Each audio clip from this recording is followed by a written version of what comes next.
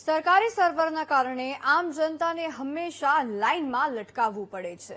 વાત રાજકોટની કરવી છે, જ્યાં આજે પણ સર્વર ડાઉન રહેવાથી લોકો પરેશાન થયા। જનતાને સામાન્ય દાખલા કઢાવવા માટે પણ લાઇનમાં લાગવું પડે છે।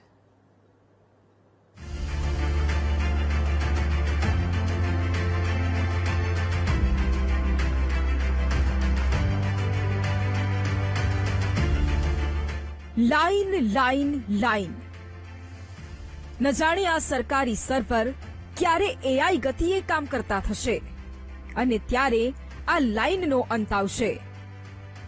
આ દ્રશ્યો રાજકોટ મહાનગરપાલિકાની સેન્ટ્રલ ઝોન કચેરીના છે, જ્યાં છેલ્લા એક અઠવાડિયાથી સર્વર ડાઉન રહેતા લોકો લાઈનમાં લાગ્યા છે। જન્મ મરણના દાખલા માટે લોકો ધક્કા ખાવા મજબૂર બની ગયા છે। ઠંડીની સિઝનમાં પણ લોકો અહીં સવારે 8 વાગ્યાથી લાઇનમાં ઉભા રહી જાય છે કે તેમનો વહેલો વારો આવે અને સર્વર ડાઉન થાય એ પહેલા તેમનું કામ થઈ જાય। જન્મ તારીખના છોકરીનો દાખલો કઢાવવા આવ્યો છું। બુધવારે આવ્યો તો ફૂલ ટ્રાફિક હતો, કાલ પણ આવ્યો હતો, આજે પણ સવારના 10 વાગ્યાથી લાઇનમાં ઉભો છું। અંદરથી ને અંદર જ પહોંચવા નથી દેતા, અંદર જાય તો લંચ પડી જાય।